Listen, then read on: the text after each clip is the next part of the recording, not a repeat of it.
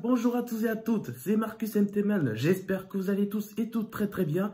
Moi en tout cas ça va super. Et vous avez sûrement dû remarquer que ma chaîne YouTube est plutôt calme depuis un mois déjà. C'est pour une raison. La première, c'est que mon père est parti dans son pays et du coup moi je suis en charge de sa maison. Et normalement avant de partir vous devez remplir normalement un papier pour signaler votre absence. Par exemple, si vous partez dans un département, si vous partez à l'étranger, normalement, vous devrez remplir un formulaire. Donc là, on l'a envoyé à quelques jours et la confirmation est vraiment très longue. Et la deuxième, c'est que lorsque je me mets, par exemple, à tourner avec ma petite caméra que je fais mes vidéos d'habitude, et là, il fait tellement chaud, il fait tellement soleil, il y a trop de lumière. Et du coup, quand je me mets, par exemple, à tourner une vidéo, l'image se met à friser. Du coup, j'ai pas trop envie de filmer, en fait. Et dans cette vidéo, ça sera une vidéo blog. Bon, peut-être je l'ai dit au début. Donc, dans cette vidéo, je vais vous présenter pour la première fois ma Yamaha CW50 RS. Donc, vous avez sûrement été nombreux à me le dire. Présente ton scooter, présente ton scooter. Donc, maintenant, vous allez le voir. Vous allez voir comment il fonctionne, comment il est fabriqué. Donc, voilà. Allez, maintenant, j'arrête de parler. Place au blog.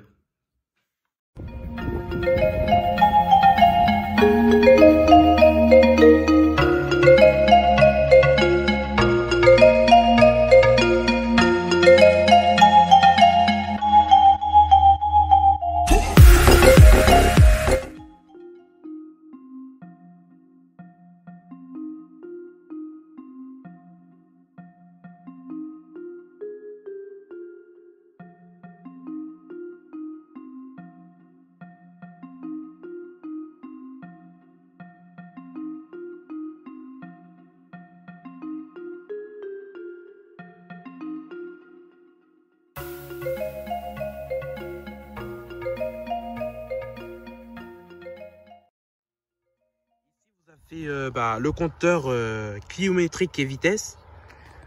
Donc là, ça donne les informations sur comment il va le scooter. Donc un compteur très ancien qui date de beaucoup d'années, je crois. Parce que MBK a décidé de prendre le rôle de la B-Wiz. Donc du coup, c'est plus Yamaha qui s'occupe de ça, quoi. Donc du coup, le compteur, j'ai dû le remplacer parce que il y a un problème, c'était il y a longtemps. Le compteur, il a fait un petit peu le con, il n'arrêtait pas de faire du bruit quand je roulais. Et l'aiguille a fini par carrément sauter. Donc du coup, le compteur s'est emballé. Donc du coup, quand l'aiguille tourne, là-dedans du compteur, il y a une bobine normalement qui permet de bien tourner l'aiguille. Bon, du coup, j'ai dû changer carrément d'aiguille j'ai dû changer l'aiguille, changer le compteur parce que les deux, ils n'allaient pas. Les deux n'allaient plus du tout. Du coup, ils étaient complètement endommagés. Donc, du coup, ça m'a fait mal, quoi. Mais avec celui-là, ça va beaucoup mieux. Donc là, il me donne vraiment les indications et les infos exactes de comment va le scooter, comment il évolue. Donc là, je suis plus tranquille. Et ici, vous avez les commandes. Donc, les commandes d'origine. Hein. Qu'est-ce que soit le klaxon, clignotant, l'aide au démarrage qui est en bas, là.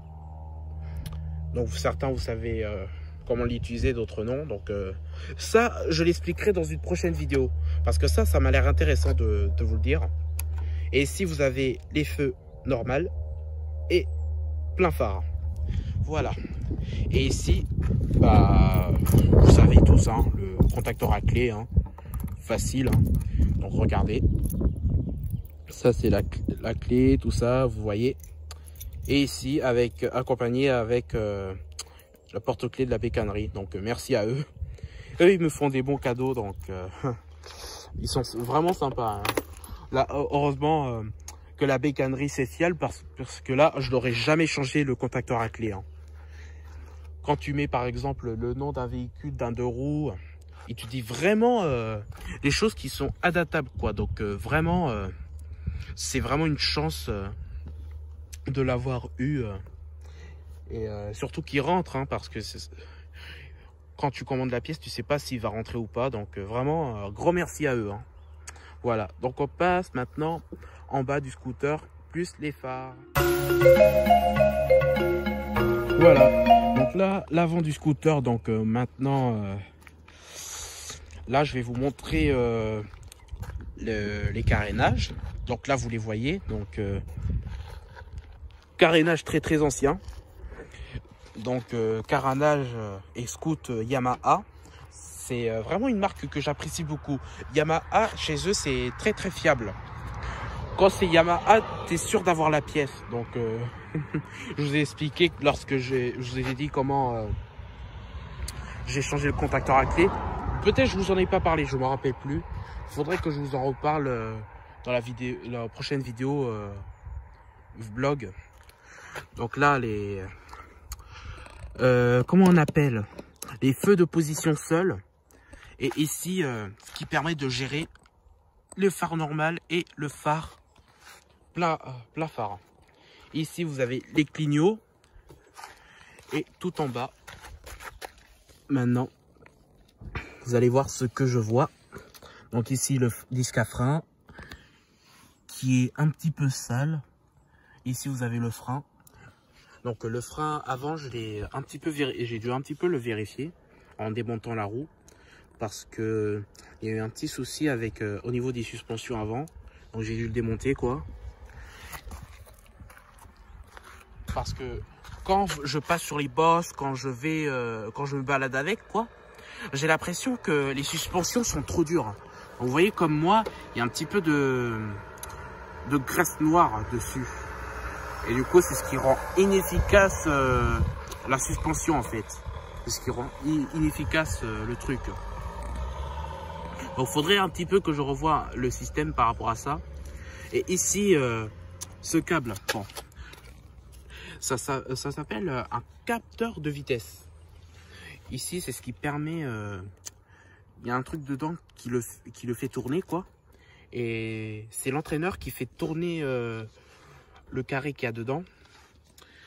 C'est ce qui donne donc l'indication sur la vitesse du scooter, plus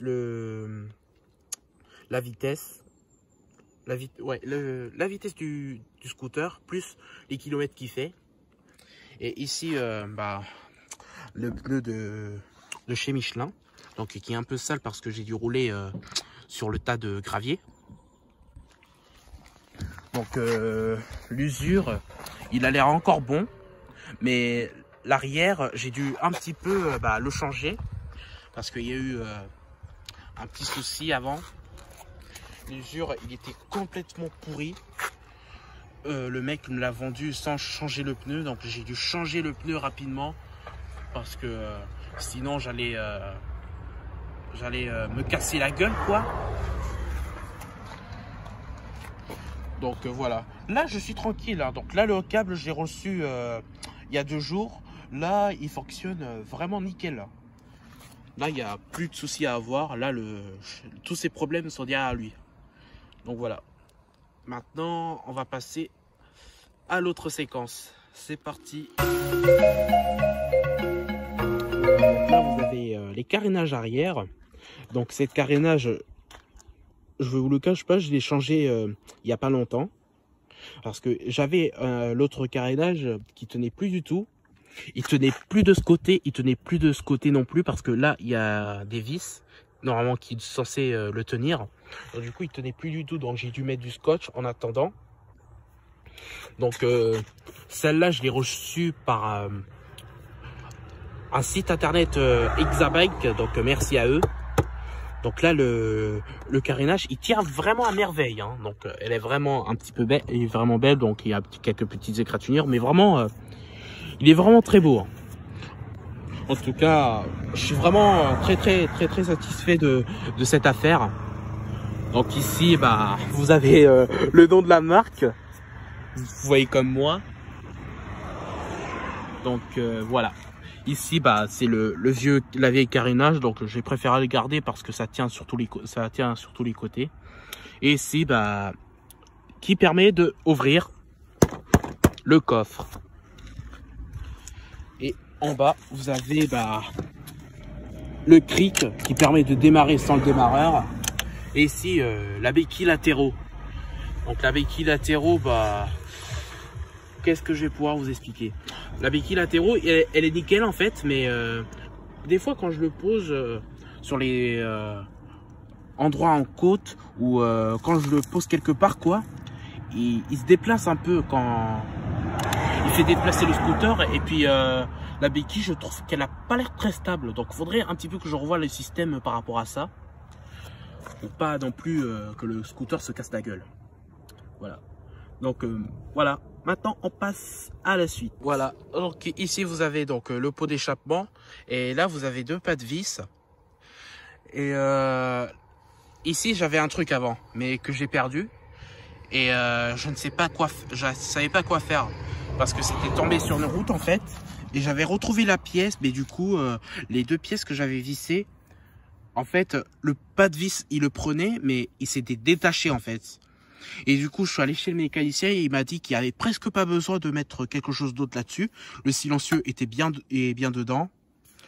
Donc là, il n'y a pas trop de soucis à revoir. Il n'y a pas de choses à refaire par rapport au pot. Là, je suis tranquille. Là, non, de mon point de vue, je suis tranquille pendant un bon moment. Et là, vous avez bah, le filtre à air. Donc, je vous montrerai après. Les autres trucs. Là, un filtre à air en carbone très très costaud. Là, je tape ultra blindé. Donc ça, je l'ai commandé sur la Bécannerie, qui est la Bécannerie, un site internet que j'aime beaucoup. Et là-dedans, j'ai commandé le capot plus la mousse, parce que la mousse, je ne l'avais plus justement. Parce que le problème, c'est que la mousse, elle s'était complètement arrachée. Donc du coup, je ne pouvais plus du tout rouler avec. Donc j'ai dû commander la mousse. Voilà. Donc là, c'était vraiment un petit calvaire phénoménal. Parce que je ne pouvais plus rouler sans le filtre à air. Parce que sinon, le scooter, il serait mort. Et ici, vous avez... le remplissage pour l'huile de transmission. Donc c'est par là qu'on remplit l'huile de transmission. Il y a à la fois l'huile du moteur que je remplis dans le coffre et l'huile de transmission qui permet donc de lubrifier la chaîne. Et en dessous vous avez la vis pour vider. Mais tout ça je vous montrerai dans une prochaine vidéo.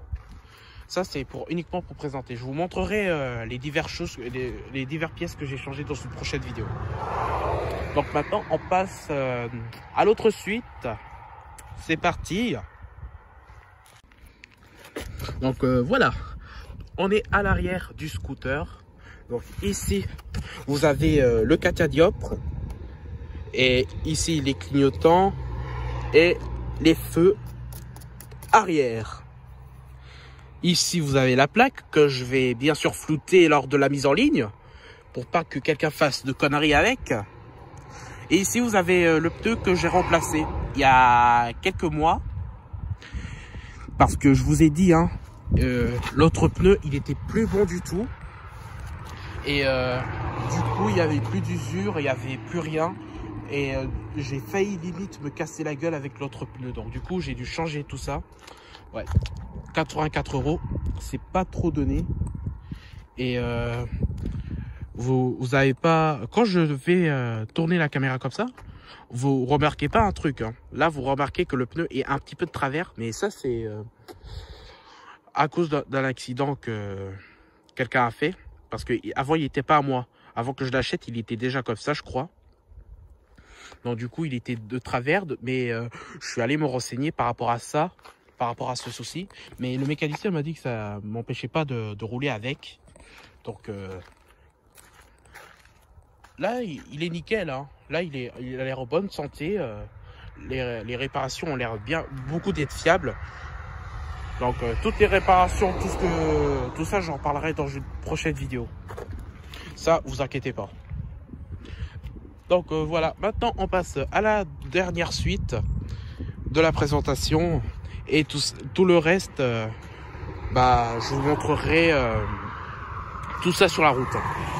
Donc je crois que je vais peut-être faire une balade, ou si j'ai le temps, je pourrais planifier faire une balade pour vous montrer un petit peu comment je me sens dessus, si je me sens à l'aise ou pas. Voilà. Voilà, donc la présentation du scooter est désormais terminée. Du coup, on va faire une balade pour finir la vidéo. Donc, maintenant, c'était la présentation de mon scooter, mon premier vidéoblog. Maintenant, ma CW50RS, vous l'avez vu. J'espère quand même que vous avez aimé. Moi, je vais vous laisser avec la balade pour voir comment je suis dessus, comment marchent les commandes et comment le scooter il évolue, bien sûr. Donc, si tu as aimé, mets un pouce bleu. Et si tu souhaites réagir, bien sûr, mets un commentaire. Je serai toujours preneur pour évoluer ma chaîne. Parce que je suis quand même à 4 vidéos maintenant. Donc, on se retrouve très prochainement pour une nouvelle vidéo. À la prochaine tout le monde. Ciao, ciao. Il caille un peu. Là, j'ai les mains vraiment très très gelées. Parce que je viens de faire le blog. Il caille un peu quand même.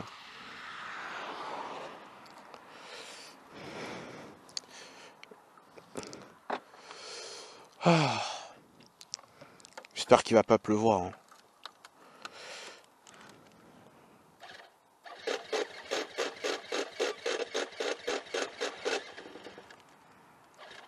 Ah, merde.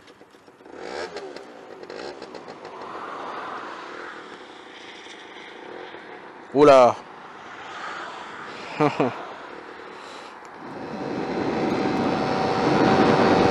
Waouh. Attends, je suis assis, j'ai l'impression d'être sur une chaise, quoi. Mais pas trop l'impression d'être sur une chaise. Après, tu passes pas les vitesses, non, mais t'as l'impression d'être sur une chaise, quoi. Puis le guidon très très maniable. Vraiment rien à dire là-dessus. Donc là, le compteur il est ultra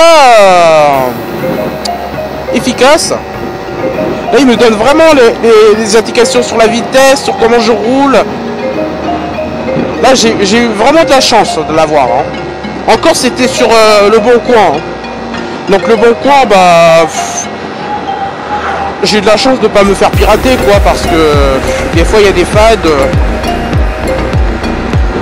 Et les gens se font pirater beaucoup plus souvent. Donc encore j'ai eu de la chance d'avoir que le vendeur. Parce que là, si j'avais pas ce compteur, je serais dans la merde. À ce moment-là que je vous parle. Donc là les angles du rétroviseur, donc peut-être que vous voyez que ce que je vois derrière. Faudra que je pense à régler la caméra pour que vous voyez aussi derrière par rapport à ça. Donc le scooter, là il va très très bien. Et il a l'air en bonne santé. Là je roule tranquille. Ultra maniable pendant des longues routes. Donc là j'habite à 15 minutes. Hein. Donc c'est pas trop loin non plus. Hein. Donc le contacteur à clé, j'ai pas préféré me casser la tête avec le mécanicien, j'ai préféré le changer moi-même. Mais au début je voulais y aller chez le mécanicien, mais je me suis dit ça allait coûter un petit peu la peau du cul. J'ai décidé de le changer, mais comme un bâtard, j'ai dit de commander la pièce. Hein.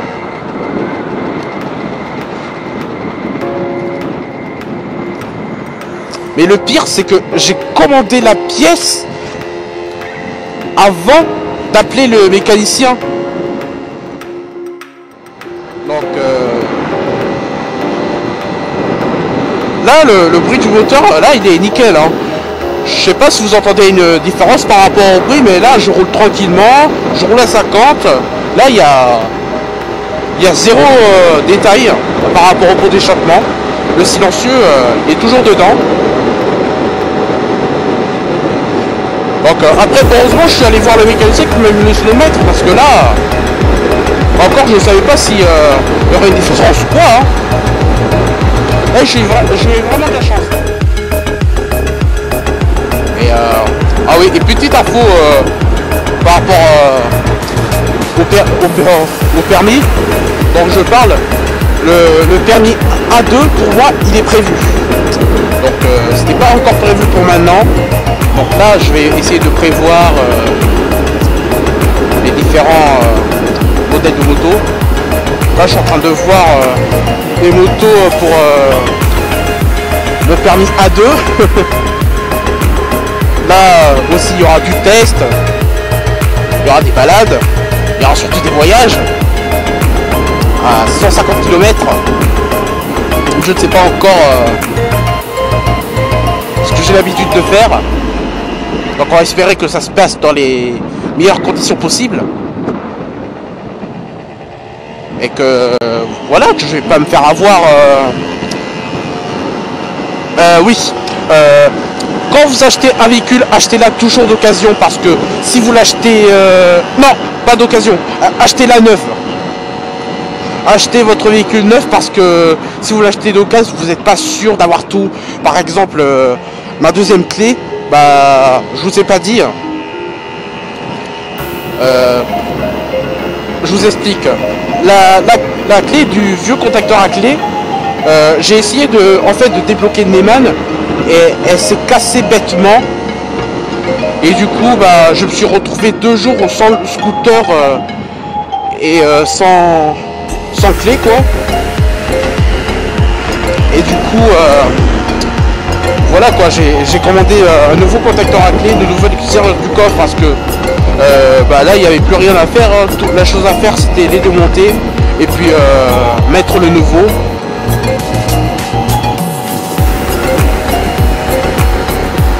Et je suis allé chez le cordonnier pour qu'il me refasse une autre clé.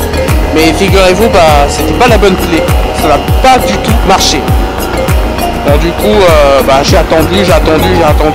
Jusqu'à que je trouve la solution pour rouler. Hein. Enfin, rouler avec la clé cassée. Hein.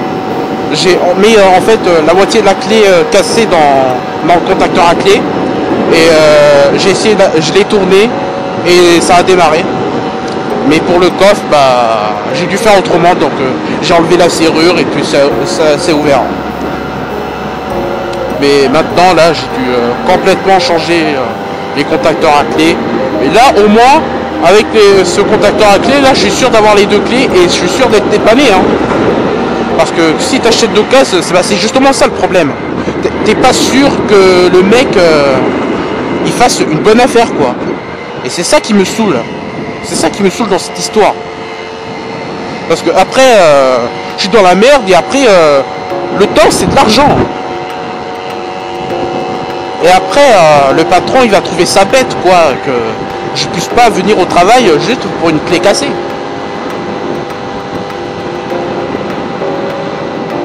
Donc voilà. Hein. Donc si vous achetez, si vous avez la tête à acheter, par exemple une moto ou une voiture, bah pensez à tout ça, quoi.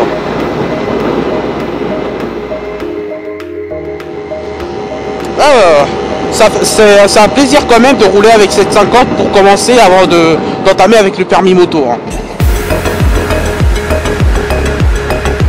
Donc voilà. Tout est en description. Ma chaîne, Instagram, Twitter. Donc voilà. Le vidéoblog d'aujourd'hui est désormais terminé. J'espère que vous avez aimé cette vidéo. On se retrouve très prochainement pour une prochaine vidéo. Je vous kiffe. À la prochaine tout le monde.